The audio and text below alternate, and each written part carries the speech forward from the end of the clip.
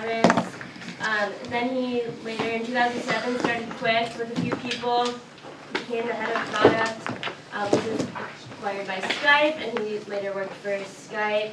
And he led Video Initiative all across all platforms, including Skype Video Messaging. Skype was later acquired by Microsoft, and he's done a lot of really cool things. Yeah, we can please welcome our speaker.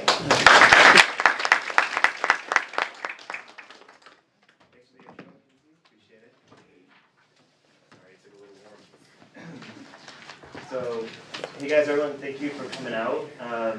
Sorry I don't have like a fancy presentation, but I thought it'd be fun to just have a pretty frank and cordial conversation. If you guys at any point want to interrupt, feel free at any time. I want to keep it pretty formal, so it'll be a lot of fun. But so it's cool to be here back at Berkeley. It's a little bittersweet for me because one, I love you guys' campus.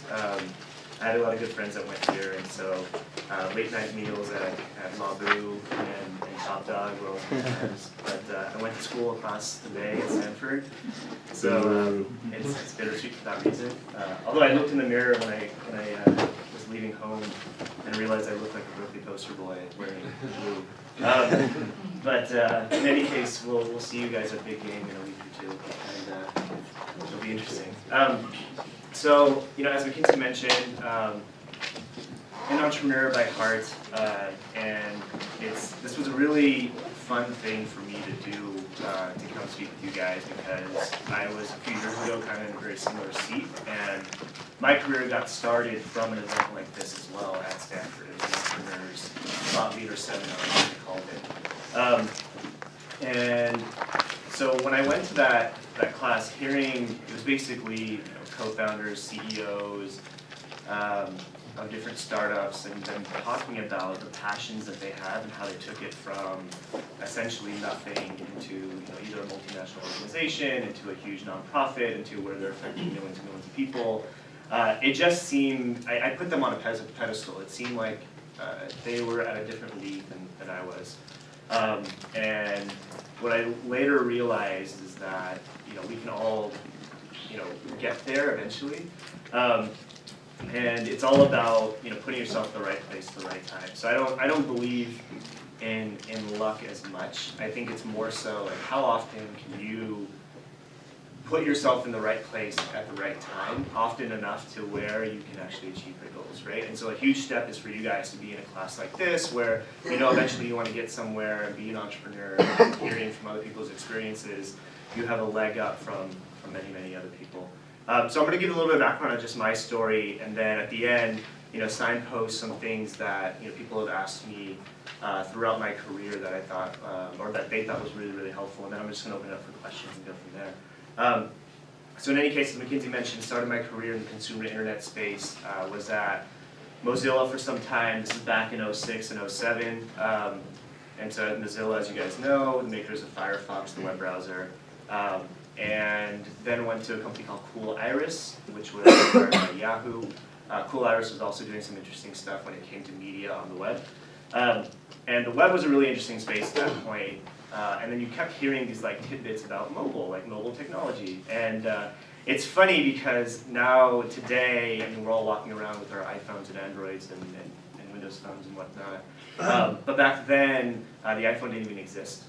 Which is hard to believe that we actually lived in a time when the iPhone didn't exist, but it was only about 7.5 years ago. So the iPhone didn't exist, 3G networks didn't exist, and so mobile was not a platform for us to bank on at that point. But it was interesting. The fact that in some countries where there wasn't necessarily legacy infrastructure, there were people that had 2 mobile devices but have never touched a keyboard before on a computer. And so just the idea of that reach, being able to reach the entire world so quickly on this different platform, is what really intrigued me to kind of jump into that space. So towards the end of my time at Stanford, really wanted to get involved in the mobile space. While I was at Stanford, I took a lot of courses similar to this. That's what really drove my interest in entrepreneurship. Started working at a bunch of different startups part-time while I was there. We're lucky enough to be in the Bay Area where there's a plethora of startups at every block. And most of those startups actually ended up failing. which is great. Like going through the failed startup experience, awesome, nothing like it. You guys, I mean, some of you may have already started some of your ideas already, and you know that you can learn more from mistakes than actually successes. And so having done that, was coming out, really wanting to get involved in mobile, and me and a few others got together and we started a company called Quick, QIK. And so with Quick, huge believer in trends at the time, like I said, one, the phones that did exist, Nokia ruled the world when it came to mobile at that point. They owned 46% of the smartphone market. And so looking at the trends, okay, so phones are getting more and more powerful. The ones, not all of them had cameras, the ones that had cameras only did photo. And so we were trying to think a couple of steps ahead. Well, if they're getting more powerful, all phones are getting cameras, they can do photo, they're eventually going to do video. Okay, so we're going to signpost on video. And then when it came to industry trends, networks were getting stronger and more ubiquitous. So like I said, we didn't have 3G networks, we had Edge back in the day. But assuming that networks would get stronger and whatnot. And then on the social side, people were getting more and more comfortable with sharing their lives online. So 2004 is when Facebook made this huge splash. And before Facebook, I mean, people were afraid to do an online purchase.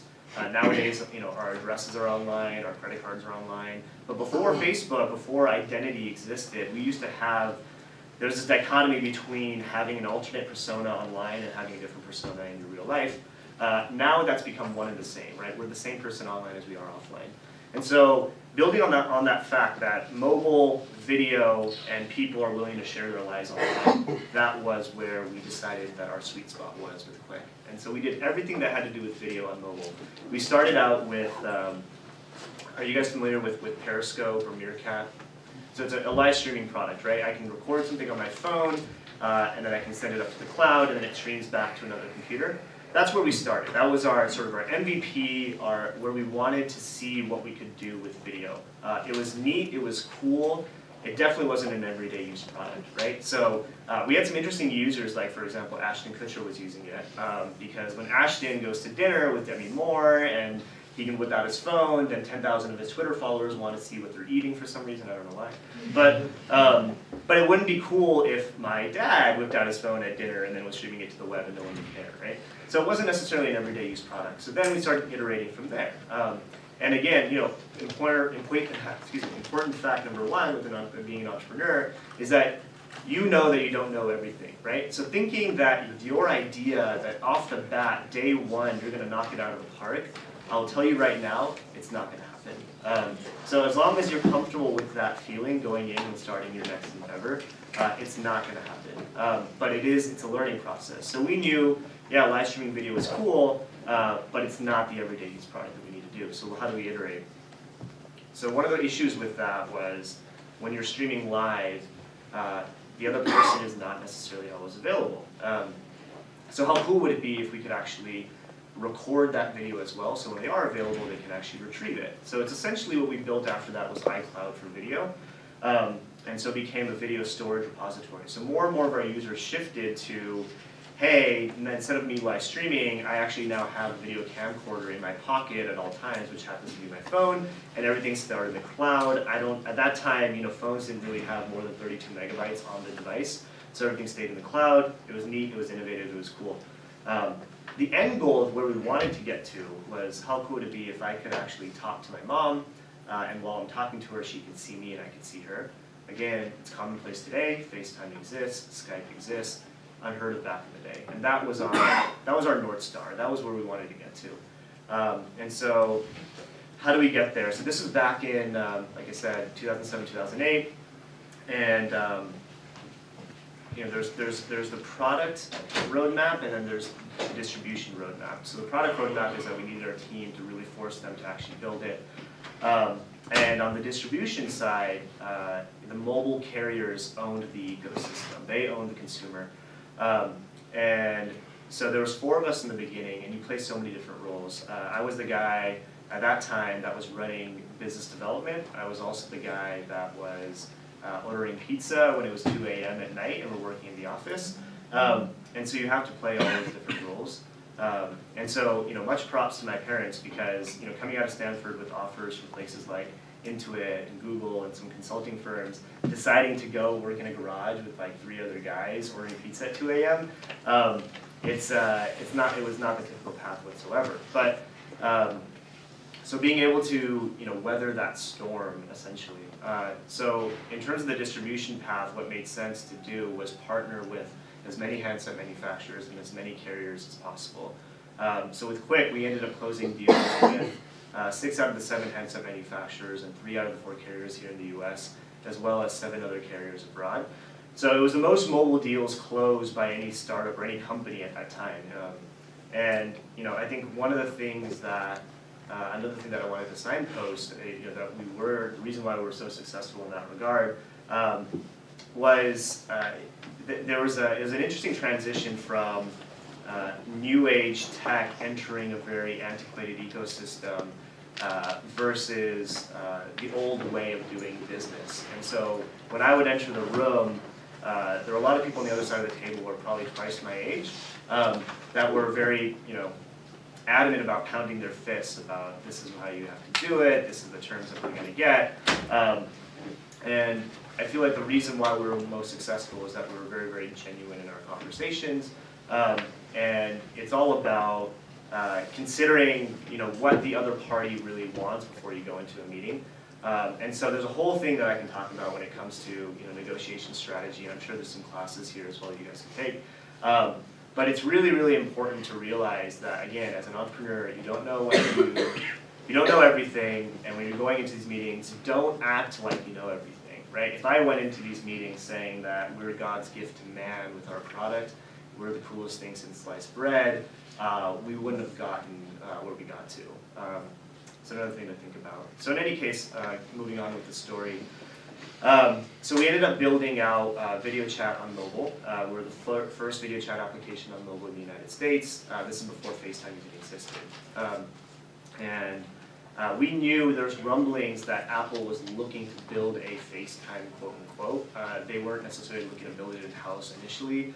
They were putting something out called an RFP, request for proposal, and we're very, very aware of that. And so time to market when it comes to a startup is it's make it or break it for you, right? So when you have this ticking time bomb in the back of your head that probably one of the largest manufacturers in the world is going to come out with the technology to compete against yours, it lights a fire underneath you. And so we knew we had to get first to market, and that really, really helped push the team. And it sounds obvious when you talk about time to market, but when you have a team where you're building a technology that there is no equivalent, right?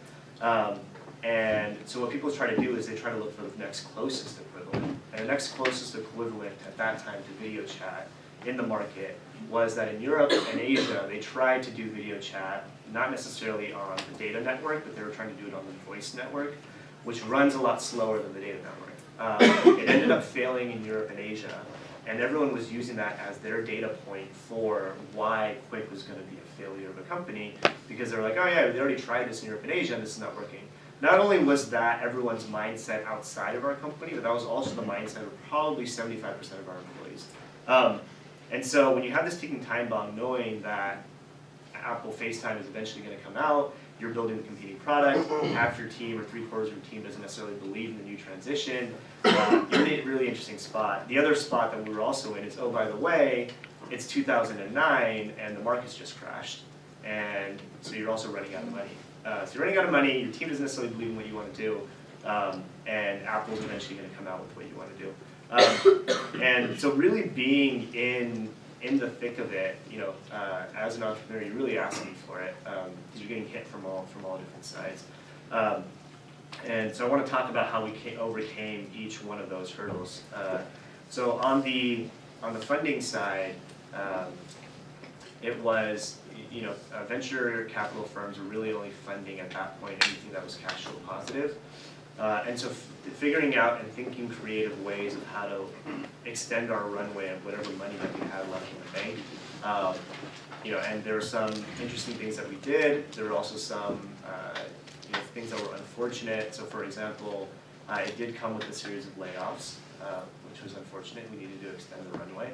And so you really have to pick and choose what's really going to get you over that hurdle. So having that North Star, it puts you in a really, really tough spot.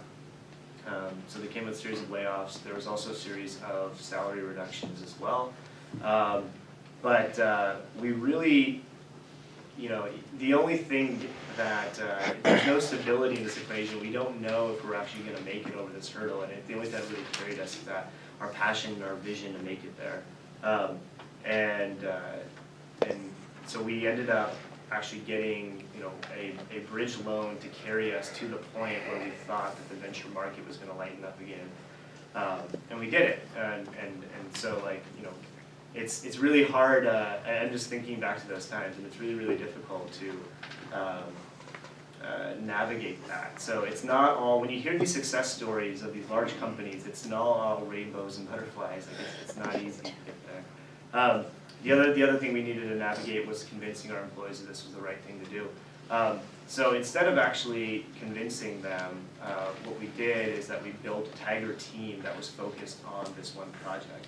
So let them build what they were building. Let's build out this tiger team with people that do believe in it.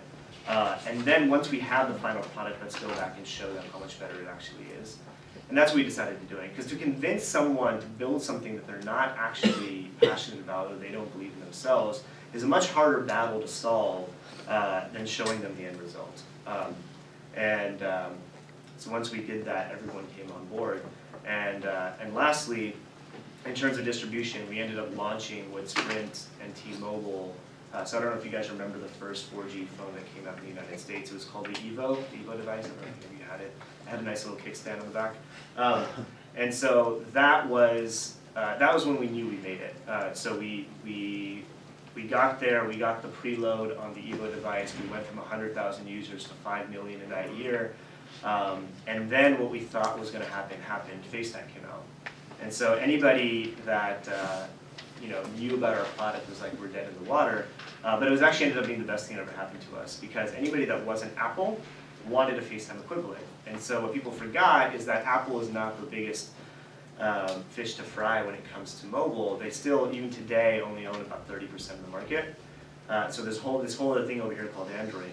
And so anybody that wasn't Apple at the time wanted a FaceTime equivalent. And so we worked with every single player to get there. And so eventually it came, we got to our 5 million user mark. And that was great, but it was still, this is when I made my transition from business development to product. So, when doing business development, you're working with companies that are closest to your end consumer. So, when you're so small, I was working with the closest person or point to the consumer. So when you're basically selling things that you don't necessarily really have, being like, oh yeah, we can do that, or we can do that. And when they actually bite, you go back and work with a team to actually build it. So it's kind of this dual role between business development and product.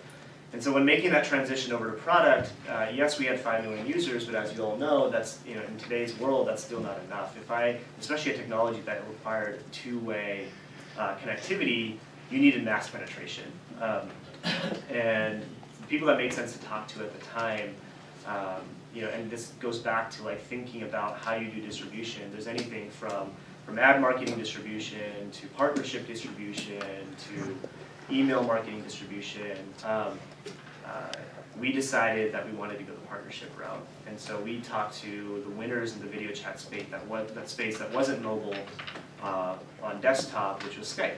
So Skype had, many people don't know this, but they actually had 1 billion users before Facebook did, and they had the most endpoints when it came to video chat, but they didn't have video on mobile. So went to Skype, talked to the product manager saying, hey, let's do an integration. That integration discussion led to another meeting, and then they wanted to see our roadmap, and then one thing led to another, and they were like, we're interested in acquisition, because they didn't have video and mobile, and so we became the mobile arm for Skype. I was at Skype for 2 years, heading up the mobile initiatives. We ended up launching a couple of interesting things. We brought video to mobile. And then I don't know if there's any Skype users in the room, but on desktop and mobile, there's something called Skype Video Messaging as well. So if the other person is not available, you can leave a video message for them instead. So I was at Skype for exactly 2 years and 2 days. And the reason why I can count it is because had experience doing the small company thing, had experience doing the big company thing, and I realized for me, I was much more of a small company type of guy.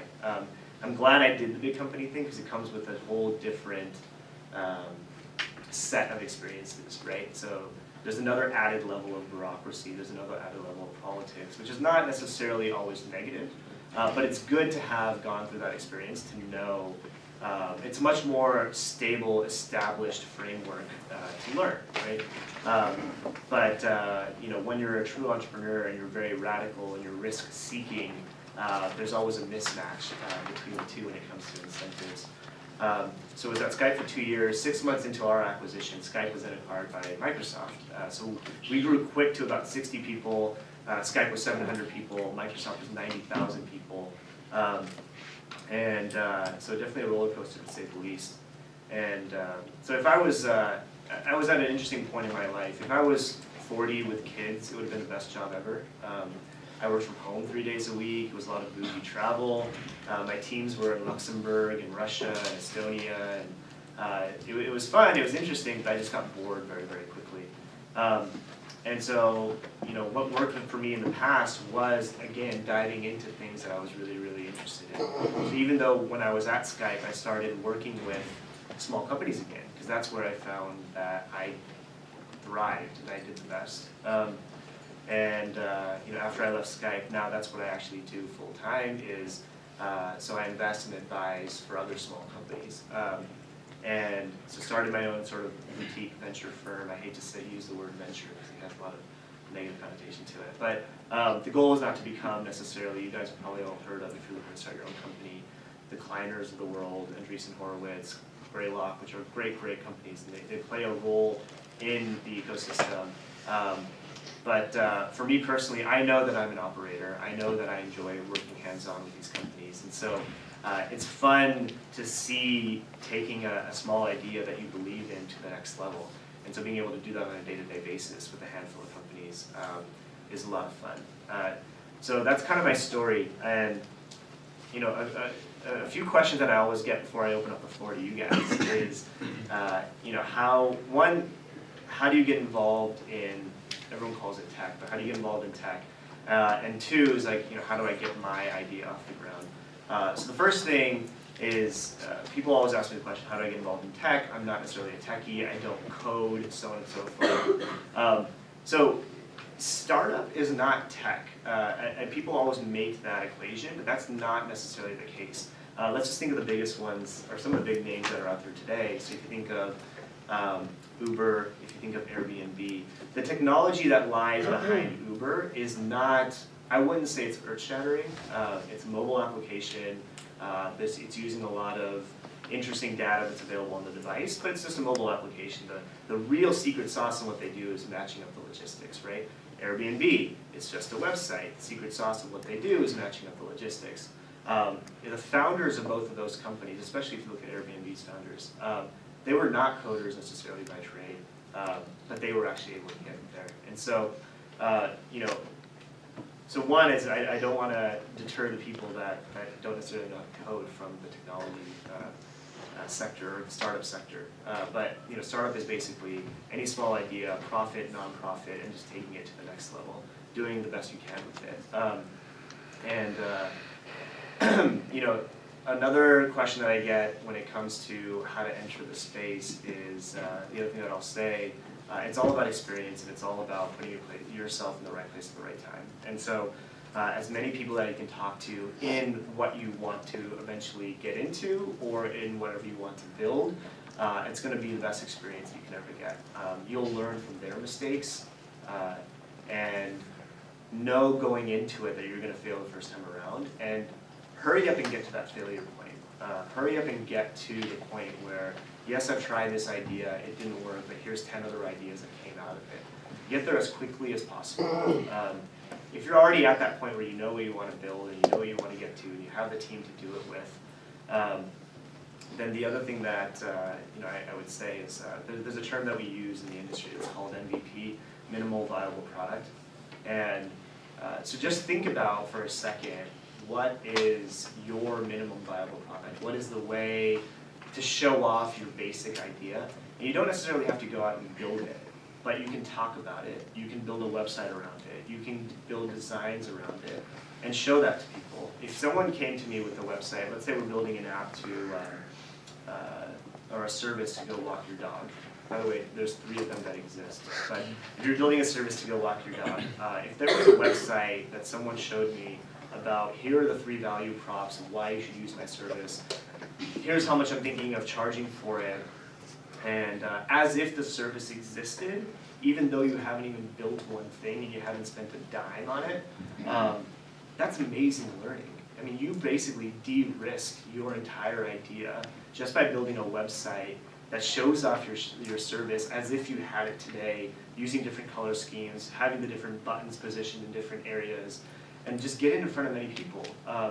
You know, I've with all the companies that I work with, especially the really, really small ones, that when they're trying to pivot and try new ideas, they put out, or what I try to get them to do is put out 2 to 3 of these sites. You know, pay $50 to $100 in Facebook, drive traffic to it. They haven't built anything, but it de-risks the idea. And so that's where I'm saying that when it comes to starting your own idea, it's not always luck. There's ways to de-risk the situation. When it comes to building your team, that is probably going to be the most important part of this entire equation. Everyone says it, it's very cliche, it's all about execution, but there is some truth to that. So if I take 2 teams, the exact same individual, or the exact same set of teams and skill sets with the same amount of funding, and I put them on the same idea, I'm going to get 2 completely different results. And why is that, right? So it comes to the makeup of the team, and it's usually the people that can execute the best. And I've always had this issue of what does execution actually mean? And what I found, and everyone's going to have a different opinion, but what I found is it's usually the people that don't leave any stone unturned. It's the people that, you know, for whatever problem they're trying to solve, whether it's getting a partnership deal, whether it's raising money from a venture capitalist, whether it's solving the distribution problem, whether it's what button should I put on my website, what ad should I run if I'm trying to drive traffic to the service. It's the people that try as many variations as possible before they end up giving up. There's a really good book that I would recommend to some of you, and it's focused on one really specific problem. So you may not have that problem today, but I really appreciate the approach, and I think you can apply that approach to anything that you really do. It's called Traction, and the book Traction is about solving the problem of distribution, which I would say is probably top 3 in why most startups have been failing is they figure out distribution. But all it does is it outlines that there's 22 distribution channels out there. Like I gave some examples earlier around partnership marketing, or partnership distribution, paid marketing, so on and so forth. And it goes through 22 of these. And then for each individual problem, it has a story of a company or an organization that was really successful using that tactic or that channel. And the reason why that book is really important is because if every company, every organization, whatever initiative that you're doing, and you're trying to solve the distribution problem, and you went through all 22 of those ways of getting there, you would be successful. And so it's funny because if you apply that approach to any problem that you're trying to solve, it's definitely the way to go. Lastly, I would say is, you know, when it comes to the point, and I don't know how many of you are at this point, when it comes to the point of I have my idea, I have my team, and I want to take it to the next level, there's things around either fundraising or selling my idea, and if that's needed for what you're trying to do, I would say that don't raise money until you have to. So a lot of people think, they run into this trap of, I have this really cool idea, I can't build it alone. To build my team, I'm going to have to pay them. I'm going to go raise money to pay them. I pay them, I raise that money, we build that first idea, and whoops, it doesn't work. And now I'm $1 million in debt with this idea that doesn't work, and I don't know what to do. It's a really backwards way, and it happens all the time. And so, taking that approach that I was talking about before, where you can de-risk the situation as much as possible until you're at the point where you can look at yourself in the mirror and be like, there's no way that this thing is not going to fail if I just put some more resources behind it. As long as you can honestly say that to yourself and play your own devil's advocate, that's the point where you should start thinking about funding the resources. So I know I covered a lot of different bases there, and I want to open it up to you guys and talk about interesting things to you guys, so I hope that was useful.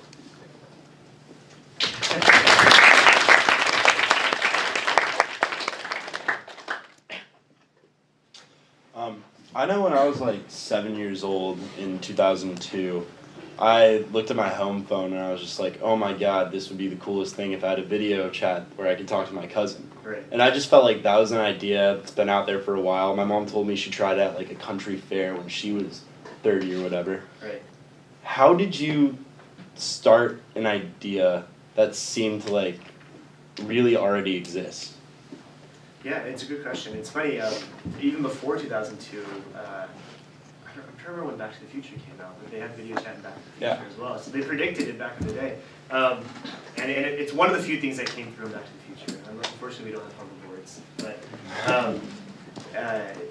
But the thing was, it was clear that it still didn't exist, though. The idea existed. The actual, there wasn't anyone that was actually doing video calls at that point, at least on their phones, right? There were, $1,000 solutions where you could install it in an office and a big screen and have like a teleconference. There was, I could open up my laptop or my desktop at that point and have a video cam connected via USB and do a video call that way. But there wasn't, we had these devices again that connected billions of people across the globe, more so than computers did, and we couldn't do it on that. And that's where we were focused on. And it's a really good point because there's so many people that was like, oh wow, you guys figured out this technology, why don't you do it on desktop? Why don't you have a recording piece on desktop? We never had, even when we started with live video streaming, even when we did video recording, and then we eventually did video chat, none of those products were built for desktop. And it's because we knew mobile. Like that was in our DNA, and that's what we knew best. And so we honed in on that, and it was really important for us to kind of that niche. When people talked about mobile, we were that company. Once you open it up and, it's the same question. If Airbnb started doing, oh yeah, you can share your house and also you can share your car at the same time, it's really gonna now they can do it, but back when they were starting, they completely destroyed their solution, right? So it was complete laser focus on what we were trying to solve. You said you were in a similar class to this, an entrepreneurial thought leader class. Yeah. What advice do you think that if you received back then would have been the most impactful? Well, I did receive advice back then, and it was very impactful. It's funny because that course, I was somewhat coerced to take it by my roommate because at that time, and I guess I don't know who was hosting it, but he told me that it was a 1-unit course and there was free food because they have a networking event afterwards. I didn't actually even know what the class was before I decided to take it. And I was like, oh yeah, spring quarter freshman year, like I have a free unit and I love free food, so let me go do it. And so that's why I actually ended up in that class. And then that's what was the launch pad that opened my eyes to entrepreneurship. And that class at that time was co-hosted by 2 departments. It was co-hosted by, there's a major at Stanford that has a ridiculous name. It's Management Science and Engineering, which doesn't mean anything. It's an amalgamation of 3 words. But it happens to be the largest major at the university. But it basically gives you, you do your engineering fundamentals your first 2 years, and then your last 2 years you start doing upper division management courses. So it gives you a little bit of a technical background with the business mind. But it also, the larger group that was hosting it was this organization called BASIS, which stood for the Business Association for Stanford Entrepreneurial Students. Again, a terrible name.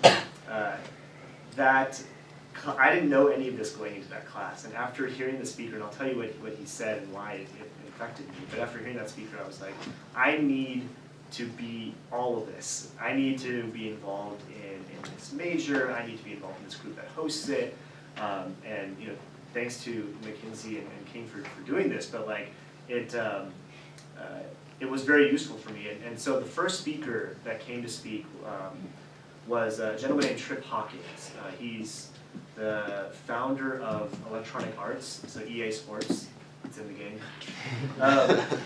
So he came to speak about how, growing up as a kid, and he had more of a passion for this than I did, right? Because he was, growing up as a kid, he had this idea, or he loved video games, and he had this idea of like, what could he do with video games, and how could he turn it into this large ecosystem and cover different genres, and very similar to your question, like he had this idea, didn't know what to do with it or how to start with it, and the important thing that he said to me was, not directly to me but to the class, was look, like everyone puts me on this pedestal, and because I'm the founder of Electronic Arts, but I'm really no different than you guys, right?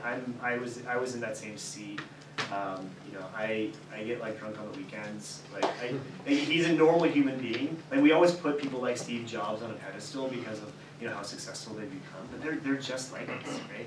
And that was so inspiring to me to think that, wait a second, like any idea I have, I didn't have the idea at the time, but any idea I have, I can actually do this. And hearing it from the horse's mouth, from someone that was just like me before, I think that was probably the most important thing, and that's the thing I hope you guys all embrace as well. I just wanted to add that we actually had Jeff Burton be a co-founder of EA. Oh, really? In our class last semester. No way. Yeah. And I'm sure he probably told a similar story. It was very interesting. Yeah. Was it a hard decision to let Click become acquired? Yeah, it definitely was. So the company was acquired. It ended up. So our original offer on the company was $60 million, and it ended up being acquired for $150 million. And so I can talk about why there was a change there. But so when everyone hears that number, they're like eyes brighten up, and they're like, oh yeah, obviously you guys sold. And it was actually the largest mobile acquisition before Instagram, but it was really tough for us to let it go because we saw it being a lot bigger than where we'd already taken it. So yes, we've mastered video chat on mobile, but there's so much more that we can do with this, and we want it to be, and we knew we needed more fuel behind the fire. Yes, we had 5 million users, but we still needed more fuel behind the fire, which is why we had gone to Skype in the first place. What we didn't want to happen, and I'll be the first to admit, I think it kind of did happen, is that it gets acquired by a larger company, it gets chewed up, and then you don't hear about it ever again. And so it was nice that a couple of things from Quick were, made it into the Skype DNA. So Skype Mobile, if anybody uses it, that's Quick DNA. Skype Video Messaging, that's all Quick DNA. The asynchronous arm of Skype is Quick DNA.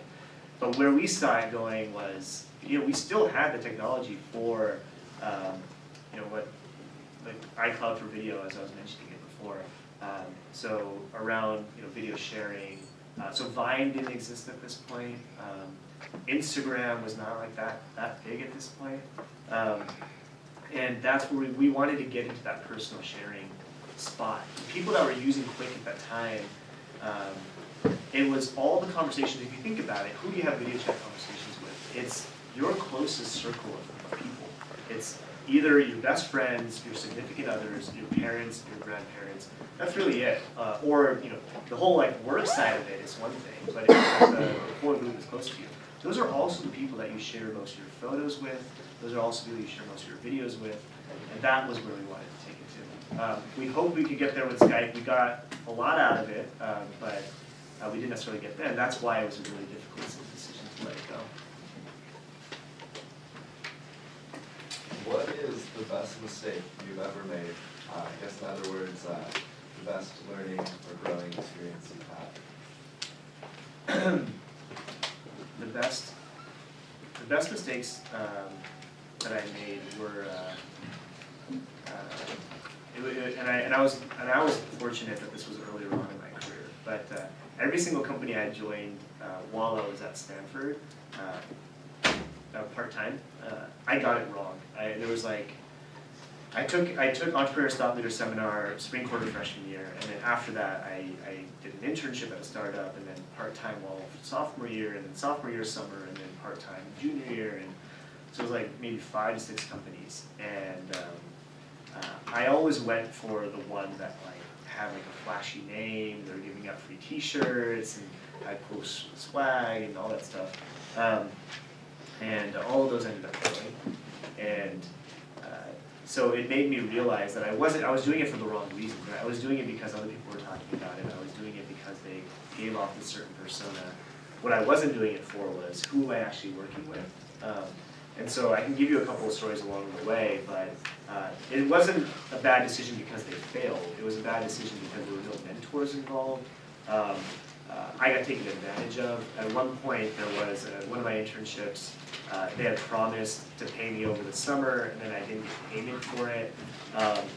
It was just bad news making that decision based on the wrong reasons. And I think that's why who you end up working with is one of the most important decisions, right? Because when you're in that room and you don't have any money left in the bank to make payroll for the next month, and you're sitting there at 2 a.m. with a broken product, with that person sitting next to you, you want it to be the right person.